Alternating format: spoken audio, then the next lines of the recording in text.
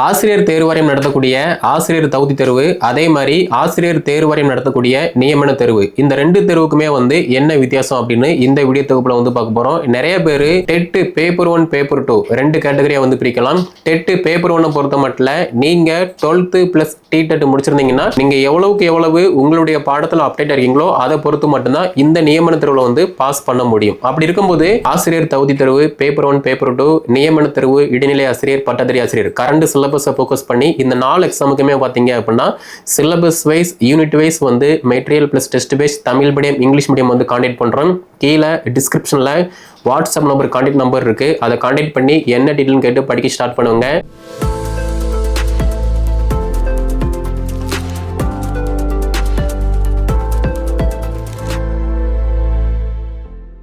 ஆசிரியர் தேர்வு வாரியம் நடத்தக்கூடிய ஆசிரியர் தகுதி தேர்வு, அதே மாதிரி ஆசிரியர் தேர்வு வாரியம் நடத்தக்கூடிய நியமன தேர்வு, இந்த ரெண்டு தேர்வுக்குமே என்ன வித்தியாசம் அப்படின்னு இந்த வீடியோ தொகுப்புல பார்க்க போறோம். நிறைய பேர் இந்த ரெண்டு எக்ஸாமுக்குமே அட்டெம்ப்ட் கொடுத்துருப்பீங்க. மேபி நீங்க ப்ரெஷரா அட்டெம்ப்ட் கொடுக்க போறீங்க அப்படின்னா இதை தெளிவா பாருங்க. ஸோ ஆசிரியர் தேர்வு வாரியத்தை பொறுத்த மட்டும் ஆசிரியர் தகுதி தேர்வு டெட் பேப்பர் 1 பேப்பர் 2 ரெண்டு கேட்டகரியா பிரிக்கலாம். டெட் பேப்பர் 1 பொறுத்த மட்டும் நீங்க 12th பிளஸ் டிடெட் முடிச்சிருந்தீங்கன்னா டெட் பேப்பர் 1க்கு தகுதி உடையவர். அதே மாதிரி நீங்க டெட் பேப்பர் 2க்கு தகுதி உடையவராக இருக்கீங்க அப்படின்னா நீங்க உங்களுடைய கல்வி தகுதி ஏதாவது ஒரு டிகிரி பிளஸ் பிஎட் கம்ப்ளீட் பண்ணிருக்கீங்க அப்படின்னா நீங்க டெட் பேப்பர் 2க்கு அட்டெம்ப்ட் கொடுக்குற மாதிரி இருக்கும். இந்த ரெண்டுமே பாத்தீங்கன்னா ஆசிரியர் தகுதி தேர்வு. ஆசிரியர் தகுதி தேர்வுல நீங்க தேர்ச்சி அடைஞ்சிட்டீங்க அப்படின்னா ஒரு அரசு பள்ளியில் அரசு உதவி பெறக்கூடிய பள்ளியில் அரசு ஆசிரியராக பணியில் அமர்த்துவாங்களா அப்படின்னா கண்டிப்பா கிடையாது. நீங்க டெட் பேப்பர் 1 பேப்பர் 2ல பாஸ் பண்ணி இருக்கீங்க, எலிஜிபிள் ஆயிட்டீங்க அப்படின்னா அடுத்த ஸ்டேஜா இதே டிஆர்பி போர்டு நியமன தேர்வு நடத்துவாங்க. ஃபார் எக்ஸாம்பிள் நீங்க டெட் பேப்பர் 2 பேப்பர் 1 பாஸ் பண்ணிருக்கீங்க அப்படின்னா செகண்டரி கிரேட் டீச்சர் எக்ஸாம், அதாவது இடைநிலை ஆசிரியர் நியமன தேர்வு கான்டாக்ட் பண்ணுவாங்க. அந்த நியமன தேர்வுன்னு சொல்லி ஒரு சிலபஸ் இருக்கு. அந்த சிலபஸை பேஸ் பண்ணி நீங்க படிக்கீங்க, நியமன தேர்வுல பாஸ் ஆயிருக்கீங்க அப்படின்னா உங்களை ஒரு அரசு பள்ளியில் இடைநிலை ஆசிரியராக பணியில் அமர்த்துவாங்க. இப்போ ரீசெண்டா கூட பாத்தீங்கன்னா இந்த இடைநிலை ஆசிரியர் எக்ஸாம்ல பாஸ் ஆனவங்களுக்கு நியமன ஆணை கொடுத்து இப்போ ஒரு கவர்மெண்ட் ஸ்கூல்ல ஒர்க் பண்ணிட்டு இருக்காங்க. அதே மாதிரி நீங்க டெட் பேப்பர் 2 பாஸ் பண்ணிருக்கீங்க, அடுத்தபடியா நியமன தேர்வு பட்டதாரி ஆசிரியர் தேர்வுக்கு ப்ரிப்பரேஷன் பண்றீங்க. இந்த எக்ஸாமை பொறுத்த மட்டும் நீங்க என்ன பாடமோ அந்த பாடம் சார்ந்த வினாக்கள் 150 வினாக்கள் இருக்கும். நீங்க எவ்வளவுக்கு எவ்வளவு உங்களுடைய பாடத்துல அப்டேட் இருக்கீங்களோ அதை பொறுத்து மட்டும்தான் இந்த நியமன தேர்வுல பாஸ் பண்ண முடியும். அப்படி இருக்கும்போது இப்ப ரீசெண்டா பட்டதாரி ஆசிரியர் தேர்வுல யாரெல்லாம் பாஸ் பண்ணியிருந்தாங்களோ அவங்களுக்குமே அப்பாயின்மெண்ட் ஆர்டர் கொடுத்து ஒரு கவர்மெண்ட் ஸ்கூல்ல ஒர்க் பண்ணிட்டு இருக்காங்க. இந்த ரெண்டு கேட்டகரியுமே பாத்தீங்கன்னா மஸ்ட் இம்பார்ட்டன்ஸ். இப்ப ரீசெண்டா உச்சநீதிமன்றம் ஒரு பரபரப்பான தீர்ப்பு கொடுத்திருந்தாங்க. அரசு பள்ளி அரசு உதவி பெறக்கூடிய பள்ளியில் அரசு ஆசிரியரா பணியில் அமரணும் அப்படின்னா ஆசிரியர் தகுதி தேர்வுல இவங்க தேர்ச்சி பெற்று இருந்தா மட்டும்தான் எலிஜிபிள் அப்படிங்கிற மாதிரி கொடுத்திருந்தாங்க. அப்படி இருக்கும்போது உங்களுடைய கல்வி தகுதி 12th பிளஸ் டிடெட் ஏதாவது ஒரு டிகிரி பிளஸ் பிஎட் இருக்கு அப்படின்னா தாராளமா அப்கமிங் சூன் வரக்கூடிய டெட் எக்ஸாம்ல நீங்க பாஸ் ஆக பாருங்க. நீங்க ஏதாவது ஒரு எக்ஸாம் பாஸ் ஆகி இருந்தீங்க அப்படின்னா அடுத்து வரக்கூடிய எக்ஸாமுக்கு நீங்க எலிஜிபிள் இருப்பீங்க. நீங்க எந்த எக்ஸாமுக்குமே அட்டெம்ப்ட் கொடுக்கல, படிச்சு முடிச்ச டிகிரியை நீங்க ஒரு லாக்கர்ல பூட்டி வச்சிருக்கீங்க அப்படின்னா நீங்க படிச்சதுக்கே அர்த்தம் கிடையாது. அப்படி இருக்கும்போது டிஆர்பி போர்டு ஆசிரியர் தகுதி தேர்வு டெட் பேப்பர் 1 பேப்பர் 2 இப்போ ரீசெண்டா நடத்த போறாங்க. அதே மாதிரி யாரெல்லாம் டெட் பேப்பர் 1 பேப்பர் 2 பாஸ் பண்ணி இருக்கீங்களோ ஆல்ரெடி அட்டெம்ப்ட் கொடுத்துருப்பீங்க, இருந்தாலுமே 1 மார்க் 2 மார்க்ல உங்களுக்கு மிஸ் ஆயிருக்கலாம்.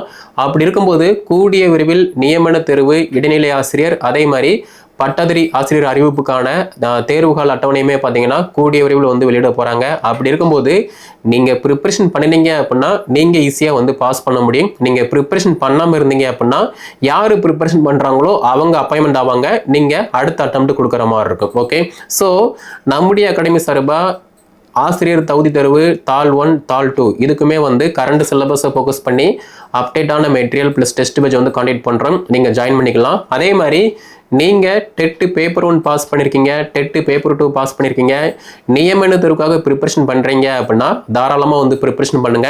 ஏன்னா எப்போது வேண்டுமானாலும் இந்த எக்ஸாமுக்கான அறிவிப்பை பப்ளிஷ் பண்ணலாம். அப்படி இருக்கும்போது நீங்க ப்ரிப்பரேஷனோட இருந்தீங்க அப்படின்னா ஈஸியா எக்ஸாம் வந்த உடனே ரிவிஷன் பண்ணிட்டு எக்ஸாம்ல நல்ல மார்க் எடுத்து ஒரு அரசு பள்ளியில் இடைநிலை ஆசிரியரா ஒரு அரசு பள்ளியில் பட்டதாரி ஆசிரியரா பணியில் அமர முடியும். நீங்கள் படித்தாதான் பாஸ் பண்ண முடியும். நீங்கள் படிக்கவே இல்லை அப்படின்னா பாஸ் பண்ண முடியாது. அது மட்டும் இல்லாமல் டிஆர்பி ஆனுவல் பிளானரில் வந்து செகண்டரி கிரேட் டீச்சர் எக்ஸாம் வந்து கிடையாது, பிடி அசிஸ்டன்ட் எக்ஸாம் வந்து கிடையாது, பிஓ எக்ஸாம் வந்து கிடையாது. அப்படிங்கிற மாதிரி எந்த விதமான அப்டேட்டுமே இல்லாமல் நீங்கள் வந்து இருந்தீங்க அப்படின்னா ஒன்றுமே பண்ண முடியாது. டிஆர்பி ஆனுவல் பிளானரில் வந்து பார்த்தீங்கன்னா மிக தெளிவாக பிஆர்டிஇ அதாவது நியமன தேர்வு பட்டதாரி ஆசிரியர் தேர்வுக்கான 1205 இடங்கள் அவைலபிளாக இருக்குது அப்படிங்கிற மாதிரி கொடுத்துருக்காங்க. எப்போது வேண்டுமானாலும் இந்த எக்ஸாமுக்கான அறிவிப்பை வந்து பப்ளிஷ் பண்ணலாம். அது மட்டும் இல்லாமல் பட்டாதாரி ஆசிரியர் இடைநிலை ஆசிரியர் ரெண்டுமே வந்து தனித்தனியாக நடத்துவாங்க அப்படிங்கிற மாதிரி ஒரு கான்செப்ட் இருக்குது. அப்போல்லாம் நடத்த மாட்டாங்க. பட்டாதாரி ஆசிரியரை பொறுத்த மட்டும் நிறைய பேர் வந்து அட்டெம்ப்ட் கொடுக்குற மாதிரி இருக்கும். ஆனால் இடைநிலை ஆசிரியரை பொறுத்த மட்டும் மிக கம்மியாக தான் அட்டெம்ப்ட் கொடுப்பாங்க. அப்படி இருக்கும்போது 2 எக்ஸாமே பார்த்தீங்க அப்படின்னா ஒரே நேரத்தில், அதாவது வேற வேற டேட்டில் வந்து கான்டாக்ட் பண்ணுவாங்க. பட் தனித்தனியாக வந்து நடத்த மாட்டாங்க. ஸோ இதையுமே வந்து நீங்கள் புரிஞ்சுக்கோங்க. எனிவே நீங்கள் நல்ல ப்ரிப்பரேஷனோடு இருந்தீங்க அப்படின்னா எக்ஸாமில் வந்து பாஸ் பண்ண முடியும். நீங்கள் ப்ரிப்பரேஷன் பண்ணாமல் டைம் வேஸ்ட் பண்ணுறீங்க அப்படின்னா யார் இப்போவே படிக்க ஸ்டார்ட் பண்ணுறாங்களோ அவங்க வந்து கிளியர் பண்ணுவாங்க. உங்கள் எல்லாருக்குமே தெரியும், போட்டித் தேர்வை பொறுத்த மட்டும் கொஸ்டின் வந்து நீங்கள் பார்த்த உடனே ஈஸியெல்லாம் வந்து ஆன்சர் பண்ணிட முடியாது. நீங்கள் நல்லா ப்ரிப்பரேஷனோட இருந்தால் மட்டும்தான் ஆன்சர் பண்ண முடியும். நிறைய பேர் இப்போவே இருந்து படிக்க ஸ்டார்ட் பண்ணிட்டாங்க. ஸோ நீங்கள் படிச்சீங்க அப்படின்னா உங்களால் பாஸ் பண்ண முடியும். நீங்கள் படிக்கல அப்படின்னா யார் படிக்காங்களோ அவங்க பாஸ் பண்ணிட்டு போவாங்க. இப்போ நம்முடைய அகாடமி சார்பாக ஆசிரியர் தகுதி தேர்வு பேப்பர் 1 பேப்பர் 2 நியமன தேர்வு இடைநிலை ஆசிரியர் பட்டதாரி ஆசிரியர் கரண்ட் சிலபஸை ஃபோக்கஸ் பண்ணி இந்த 4 எக்ஸாமுக்குமே பார்த்தீங்க அப்படின்னா சிலபஸ் வைஸ் யூனிட் வைஸ் வந்து material plus test base Tamil medium English medium வந்து கான்டாக்ட் பண்ணுறோம். கீழே டிஸ்கிரிப்ஷனில் வாட்ஸ்அப் நம்பர் கான்டாக்ட் நம்பர் இருக்குது. அதை கான்டாக்ட் பண்ணி என்ன டீட்டெயில்னு கேட்டு படிக்க ஸ்டார்ட் பண்ணுங்க. நீங்கள் படிச்சீங்க அப்படின்னா உங்களால் கண்டிப்பாக வந்து எக்ஸாம் பாஸ் பண்ண முடியும். அது மட்டும் இல்லாமல் எக்ஸாம் எப்போது வேண்டுமானாலும் அறிவிப்பை வந்து வெளியிடலாம். அப்படி இருக்கும்போது நீங்கள் தயாராக இருந்தால் மட்டும்தான் அந்த எக்ஸாமில் வெற்றி பெற முடியும். ஸோ வேறு டவுட்னா கீழே கமெண்ட் வந்து லீவ் பண்ணுங்கள். இந்த வீடியோ தொகுப்பை டெட் பேப்பர் 1 பேப்பர் 2 ப்ரிப்பரேஷன் பண்ணக்கூடியவங்க, டெட் பேப்பர் 2 பேப்பர் 1 பாஸ் பண்ணிவிட்டு நியமனத்திற்காக ப்ரிப்பரேஷன் பண்ணுறாங்க அப்படின்னா அவங்களுக்கு ஷேர் பண்ணுங்கள். அவங்களும் படித்து பயன்பெறட்டும்.